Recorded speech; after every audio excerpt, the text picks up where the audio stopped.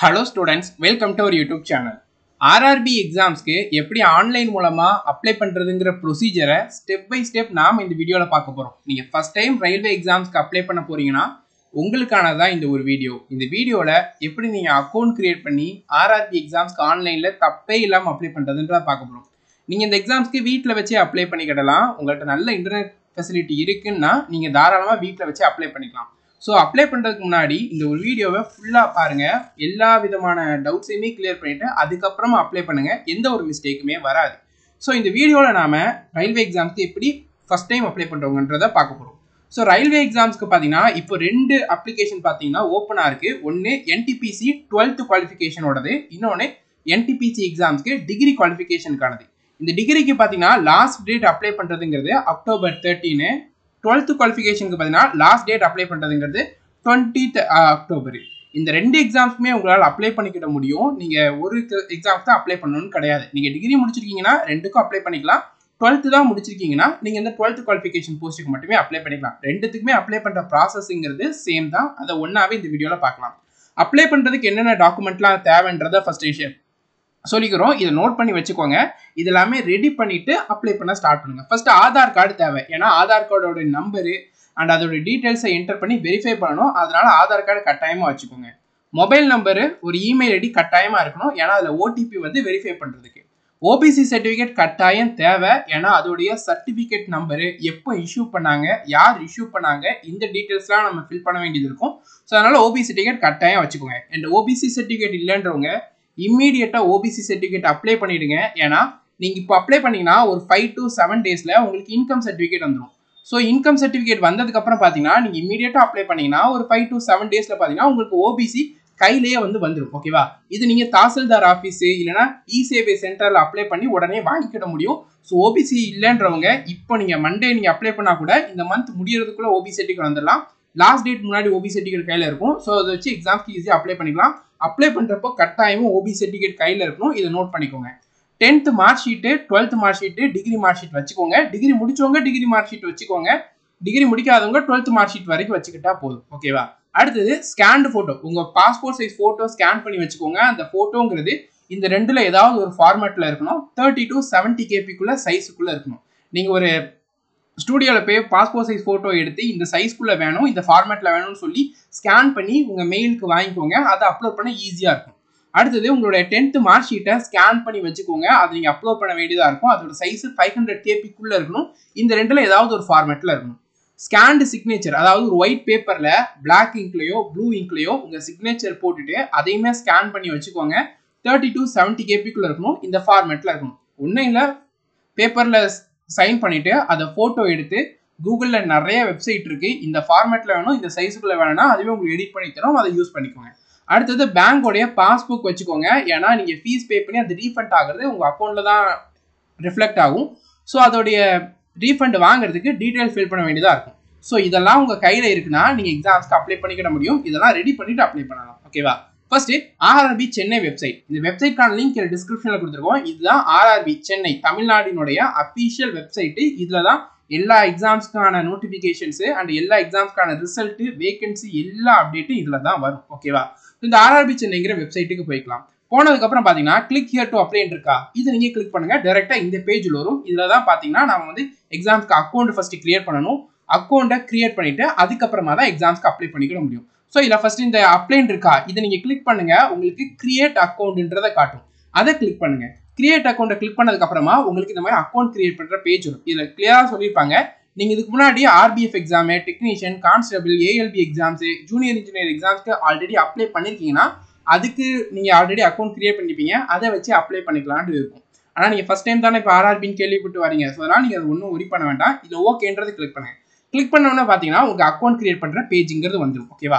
இதில் first nationality கேட்டிருக்கோம். இந்தியன்றதை choose பண்ணிக்கோங்க. உங்கள் ஃபுல் நேம், அதாவது உங்களுடைய 10th மார்க் ஷீட் இருக்கா, உங்கள் 10th மார்க் ஷீட்டில் உங்கள் நேம் எப்படி இருக்கோ அதை அப்படியே காப்பி பண்ண மாதிரி போட்டுக்கோங்க. ஏன்னா எல்லா சென்ட்ரல் கவர்மெண்ட் எக்ஸாம்ஸ்லையுமே உங்கள் நேமையும் டேட் ஆஃப் பர்த்தையும் 10th மார்க் ஷீட்டை வச்சு மட்டும்தான் செக் பண்ணுவாங்க. ஸோ அதனால் 10th மார்க் ஷீட்டில் உங்கள் நேம் எப்படி இருக்கோ அதே மாதிரி இதில் என்டர் பண்ணிக்கோங்க. இனிஷியல் லாஸ்ட்டு நேமுக்கு நடுவில் ஸ்பேஸ் இருக்குன்னா அந்த மாதிரி கரெக்டாக ஃபில் பண்ணிக்கோங்க. 10th மார்க் ஷீட்டில் உள்ள மாதிரி அதை ரிட்டர்ன் ஒரு டைமுக்கு காப்பி பண்ணிக்கோங்க. ஸோ இந்த டிக் மார்க் வரும், ரெண்டுமே மேட்ச் இருக்குன்றது வரும் ரீகன்ஃபார்ம் பண்ணுறதுக்கு. தென் நேமை சேஞ்ச் பண்ணிக்கலான்னு கேட்பாங்க. ஆமானா ஆமா, நோனா நோன்னு கொடுத்துக்கோங்க. ஆமான்னு கொடுத்துருந்தீங்கன்னா, நான் இடையில நேம் சேஞ்ச் பண்ணியிருக்கேன்ட்டு நீங்கள் கொடுத்து எஸ் கொடுத்தீங்கன்னா என்ன நேம் சேஞ்ச் பண்ணிருக்கீங்கன்றதை கொடுக்கணும். அவ்வளோதான். அடுத்து உங்கள் டேட் ஆஃப் பர்த் கேட்டிருக்கோம். இதுவுமே 10th மார்க் ஷீட்டில் உங்கள் டேட் ஆஃப் பர்த் என்ன இருக்கோ அதை மாதிரி கொடுக்குங்க. ரிட்டன் கன்ஃபார்ம் பண்ணுறதுக்கு இந்த இடத்துலையுமே 10th உங்களுடைய டேட் ஆஃப் பர்த்தை என்டர் பண்ணிக்கோங்க. அடுத்து உங்கள் ஜெண்டர் கேட்டிருக்கோம். மெயில்னா மெயில், ஃபீமேல்னா ஃபீமேல், டிரான்ஸ்ஜெண்டர்னா டிரான்ஸ்ஜெண்டர் என்னன்றது கொடுத்துக்கோங்க. ஸோ அதே மாதிரி ரீகன்ஃபார்ம் பண்ண கொடுத்துக்கோங்க. ஃபாதர் நேம், உங்கள் ஃபாதரோட ஃபுல் நேம் என்னவோ அதை டீட்டெயிலாக கொடுத்து வச்சுக்கோங்க. உங்கள் சர்டிஃபிகேட் ஏதாவது இருந்துச்சுன்னா அதில் நேம் எப்படி இருக்கோ அதே மாதிரி கொடுங்க. இல்லைனா ஃபுல் நேம் என்னவா இருக்கோ அதே நீங்கள் கொடுத்துக்கோங்க. ரிட்டன் அதையுமே வந்து டைப் பண்ணிக்கோங்க. அதுக்கப்புறம் ஸ்க்ரோல் டவுன் பண்ணிங்கன்னா மதர் நேம் கேட்கும். மதர் நேம் ஃபுல் நேம் என்னவோ அதே மாதிரி கொடுத்து வச்சுக்கோங்க. தென் ஆதார் வெரிஃபிகேஷன் பண்ணணும். ஸோ உங்களோட ஆதார் கார்டு நம்பர் இதில் என்டர் பண்ணிட்டு வெரிஃபை யூசிங் ஆதார்ன்றது இருக்கும். இதை நீங்கள் கிளிக் பண்ணுங்க. உங்கள் ஆதார் கார்டு வந்து உங்களை வெரிஃபை பண்ணுறது காட்டும். இந்த மாதிரி காட்டும். ஸோ இதில் பார்த்தீங்கன்னா உங்களுடைய ஃபுல் நேம் என்ன, 10th மார்க் ஷீட் படி உங்கள் நேம் என்ன, டேட் ஆஃப் பர்த் என்ன, ஜெண்டர் என்னன்றது நீங்கள் கொடுத்துருப்பீங்களா. இந்த 10th மார்க் ஷீட்டில் உள்ள டீட்டெயில்ஸும் ஆதார் கார்டில் உள்ள நேம், டேட் ஆஃப் பர்த்தும் மேட்சாக இருக்கான்னு கேட்கும். ஆமான்னா இதை டிக் பண்ணுங்க. ஸோ இதில் உள்ள டீட்டெயில் அப்படியே இதில் காப்பி ஆகிடும். இல்லை எனக்கு 10th மார்க் ஷீட்டில் உள்ள நேமுக்கும் டேட் ஆஃப் பர்த்துக்கும் ஆதார் கார்டில் உள்ள டேட் ஆஃப் பர்த்துக்கும் நேமுக்கும் சில சேஞ்சஸ் இருக்குன்னா ஒன்றும் இல்லை, ஆதார் கார்டில் எப்படி இருக்கோ அதை இந்த மாதிரி கொடுத்து வச்சுக்கிட்டு இந்த இடத்துல டிக் பண்ணிக்கிட்டு வெரிஃபை பண்ணுங்க. ஆதார் கார்டுங்கிறது வெரிஃபை ஆகிடும். ஓகேவா. அதுக்கப்புறம் உங்களை இமெயில் ஐடி டீட்டெயிலாக கொடுங்க. ஜென்ரேட் இமெயில் ஓடிபின்னு கொடுங்க. இமெயில் ஓடிபி வர்றதுக்கு கொஞ்சம் டிலே ஆகும், ஆனால் வெயிட் பண்ணுங்க, சீக்கிரம் வந்துடும். ஸோ இமெயிலில் ஓடிபி வந்தோன்னா அந்த ஓடிபியில் என்டர் பண்ணிட்டு தென் இதில் மொபைல் நம்பர் என்டர் பண்ணிட்டு ஜெனரேட் ஓடிபி கொடுங்க. மொபைலில் ஓடிபி வரும், அதுலேயும் என்டர் பண்ணிக்கோங்க. தென் பாஸ்வேர்ட் கிரியேட் பண்ண சொல்லுவோம். பாஸ்வேர்டு பார்த்தீங்கன்னா எப்படி கிரியேட் பண்ணணும்னா கட்டாயம் ஒரு கேபிட்டல் லெட்டர் இருக்கணும், ஸ்மால் லெட்டர் இருக்கணும், ஒரு ஸ்பெஷல் கேரக்டர் இருக்கணும், நம்பர் இருக்கும். இப்போ எக்ஸாம்பிளுக்கு உங்கள் நேம் வந்து ராம்னு வச்சுக்கிடுவோமே. ராம் கேபிட்டல் லெட்டர் ஆர் போட்டுக்கிட்டு ராம், ஒரு ஸ்பெஷல் கேரக்டர் ஹேஷ்டேக் போட்டுக்கிட்டு ஒரு 27 இந்த மாதிரி கொடுத்து வச்சுக்கோங்க. ஸோ இப்படி தான் இருக்கணும். ஓகேவா. ஒரு கேபிட்டல் லெட்டர், ஸ்மால் லெட்டர் கட்டாயமாக வரணும், ஸ்பெஷல் கேரக்டர் வரணும், நம்பர் வரணும். இந்த மாதிரி கொடுத்து வச்சுக்கோங்க. உங்கள் நேமே ஒரு ஸ்பெஷல் கேரக்டர், உங்கள் டேட் ஆஃப் பர்த் போட்டுக்கோங்க. ஈஸியாக இருக்கும். இந்த பாஸ்வேர்டு தான் பார்த்தீங்கன்னா ரீகன்ஃபார்ம் பண்ணிக்கோங்க. இந்த பாஸ்வேர்டு தான் நீங்கள் ஃபர்தராக ரயில்வே வெப்சைட்டில் லாகின் பண்ணுறப்போ யூஸ் பண்ணக்கூடிய பாஸ்வேர்டு. இதை ஒரு டைரியில் நோட் பண்ணி வச்சுக்கோங்க.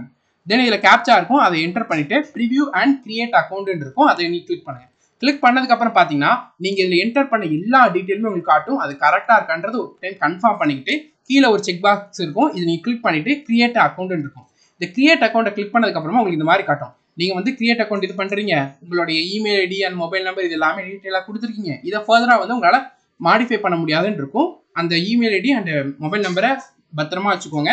தென் ப்ரொசீடுன்றதை கிளிக் பண்ணுங்கள். கிளிக் பண்ணதுக்கப்புறம் பார்த்தீங்கன்னா நீங்கள் சக்ஸஸ்ஃபுல்லாக அக்கௌண்ட்டை கிரியேட் பண்ணிட்டீங்க. இந்த அக்கௌண்ட்டில் நீங்கள் கொடுத்த mobile number and email ID and நீங்கள் கிரியேட் பண்ண பாஸ்வேர்டு இந்த 3 மட்டும் போதும். நீங்கள் இனிமேல் எத்தனை ரயில்வே எக்ஸாம்ஸ்னாலும் அப்ளை பண்ணிக்கிட முடியும் இந்த 2 வச்சு. ஸோ இதில் உங்களோட மொபைல் நம்பர் இல்லைனா இமெயில் ஐடி என்ன கொடுத்தீங்களோ அதை கொடுத்துட்டு பாஸ்வேர்ட் கிரியேட் பண்ண பாஸ்வேர்ட் கொடுத்துட்டு இந்த கேப்சாவை என்டர் பண்ணிட்டு லாகின் கொடுங்க.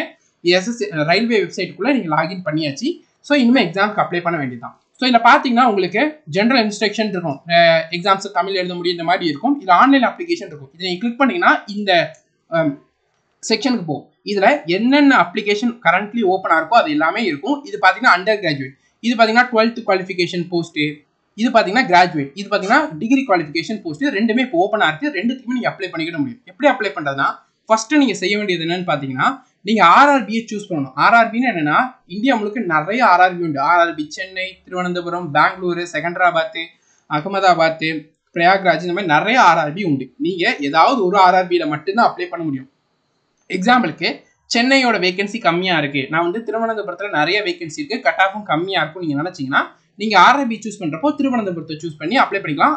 லைஃப் லாங் அங்கே தான் ஜாப் இருக்கும். இதை மட்டும் நீங்கள் மைண்டில் வச்சுக்கணும். இதே இது நீங்கள் சென்னை சூஸ் பண்ணிங்கன்னா தமிழ்நாடு முழுக்க தான் லைஃப் லாங் வந்து உங்களுக்கு ஜாப் இருக்கும். இதை நீங்கள் நோட் பண்ணிக்கோங்க. எந்த ஆர்ஆர்பியில் வேணாலும் அப்ளை பண்ணிக்கலாம். ஒரு ஆர்ஆர்பியில் மட்டும்தான் அப்ளை பண்ண முடியும், 2-3 ஆர்ஆர்பியில் அப்ளை பண்ண முடியாது. இதை நோட் பண்ணிக்கோங்க. ஸோ நீங்கள் அப்ளை பண்ணுற முன்னாடி இதில் வேறு ஆர்ஆர்பி இதுலேயும் வேறு ஆர்ஆர்பி சூஸ் பண்ணிக்கலாம். ஸோ இப்போ நீங்கள் ஆர்ஆர்பி சென்னைன்னு கொடுத்துக்கோங்க.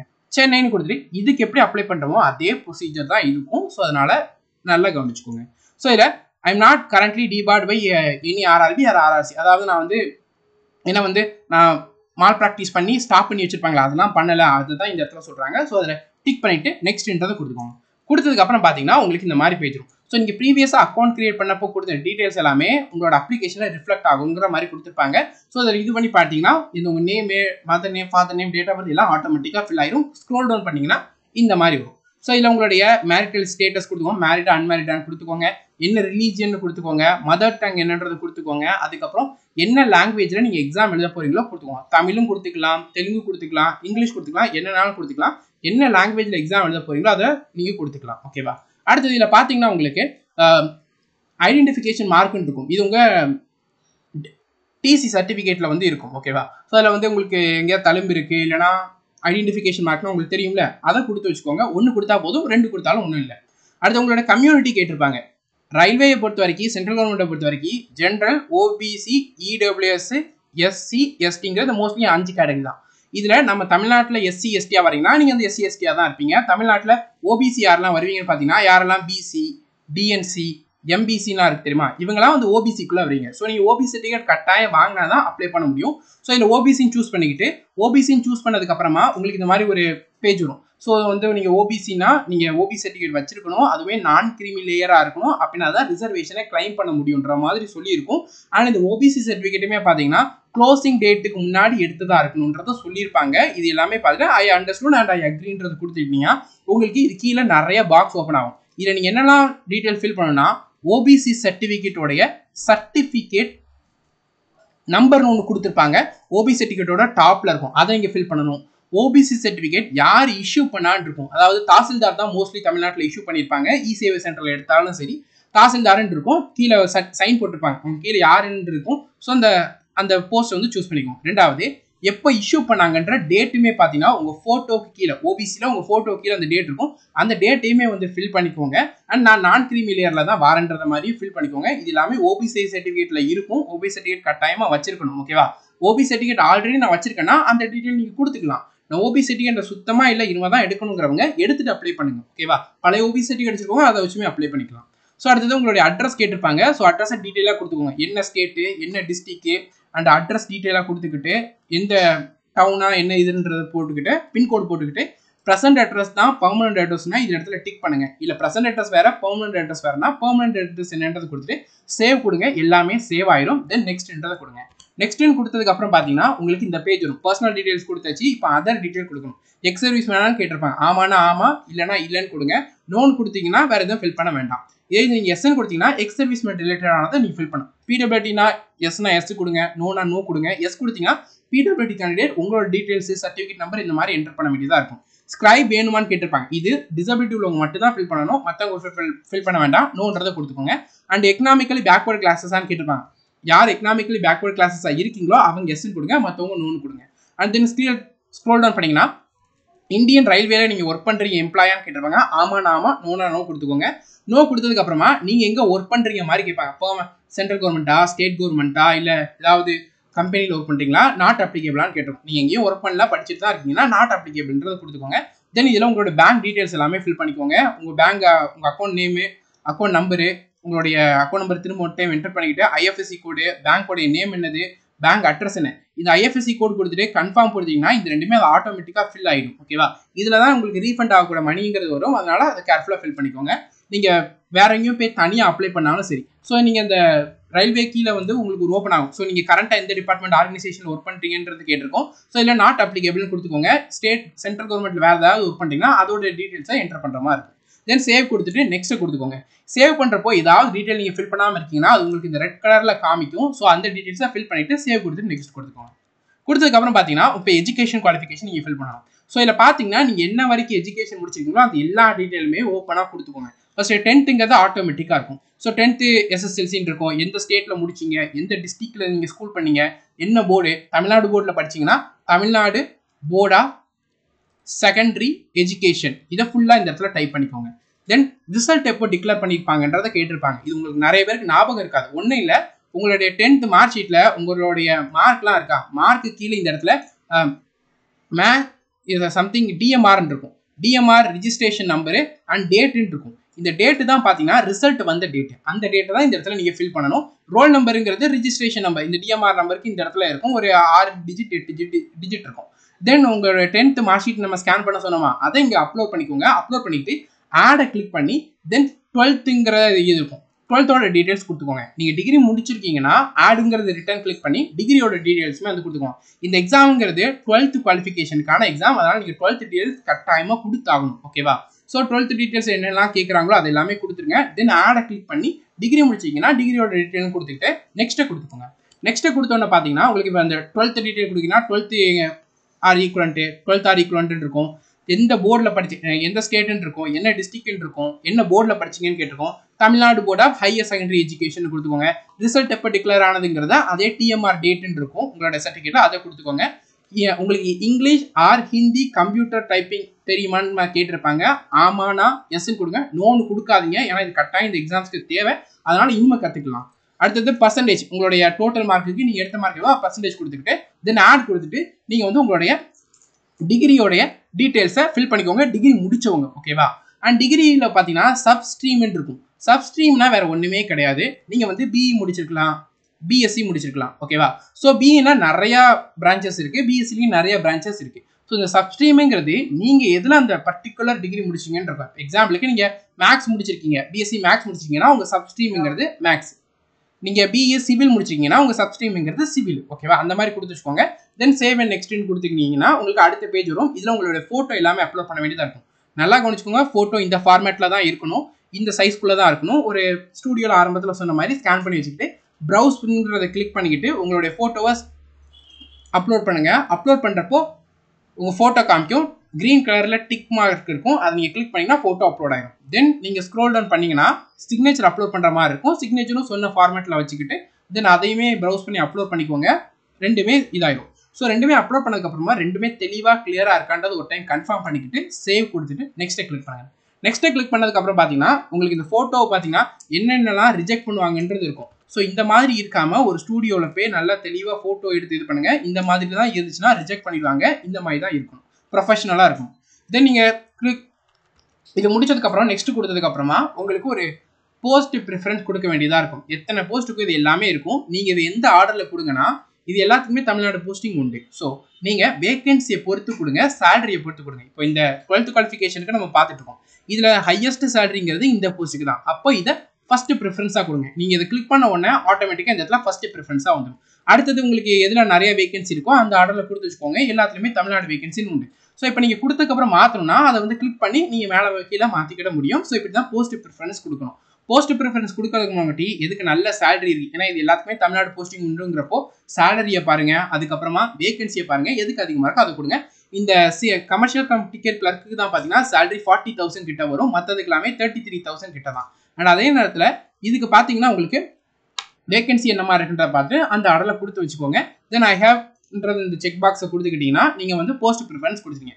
கொடுத்ததுக்கப்புறம் பார்த்தீங்கன்னா உங்கள்கிட்ட கீழே ஸ்க்ரோல் டவுன் பண்ணிங்கன்னா உங்களுக்கு இந்த மாதிரி நிறைய செக் பாக்ஸ் கேட்கும். ஸோ நீங்கள் ஆல்ரெடி கொடுத்துட்டீங்க, நான் டிபார் பண்ணலன்னு கொடுத்துட்டீங்க. லேசிக்கு எதுவும் பண்ணிருக்கீங்களான்னு கேட்டிருக்கோம். நீங்கள் லேசிக்கு பண்ணதே இல்லைன்னா இந்த இடத்துல டிக் பண்ணிக்கோங்க. அடுத்தது இதையுமே ஒரு டிக் பண்ணிவிட்டு நீங்கள் உங்களுடைய இப்போ இந்த ஊர்லேருந்து அப்ளை பண்ணுறீங்களோ அந்த ஊரோட இதை நேமை போட்டுக்கிட்டு தென் உங்கள் சிக்னேச்சர் இந்த இடத்துல இருக்கும். தென் சேவ் கொடுத்துட்டு ப்ரிவியூ அப்ளிகேஷன்றதை கிளிக் பண்ணுங்கள். கிளிக் பண்ணதுக்கப்புறம் பார்த்தீங்கன்னா நீங்கள் ஆரம்பத்தில் இருந்து என்னென்ன கொடுத்தீங்களோ அது எல்லாமே ஃபோட்டோ முதற்கொண்டு எல்லாமே டீட்டெயிலாக காட்டும். ஒவ்வொரு டீட்டெயிலுமே ரொம்ப தெளிவாக கவனித்து எல்லாம் கரெக்டாக இருக்கா, இல்லை ஏதாவது தப்பாக இருக்குது சேஞ்ச் பண்ணால் அதை சேஞ்ச் பண்ணிக்கிட்டு ப்ரிவியூ அப்ளிகேஷன்றதை கொடுங்க.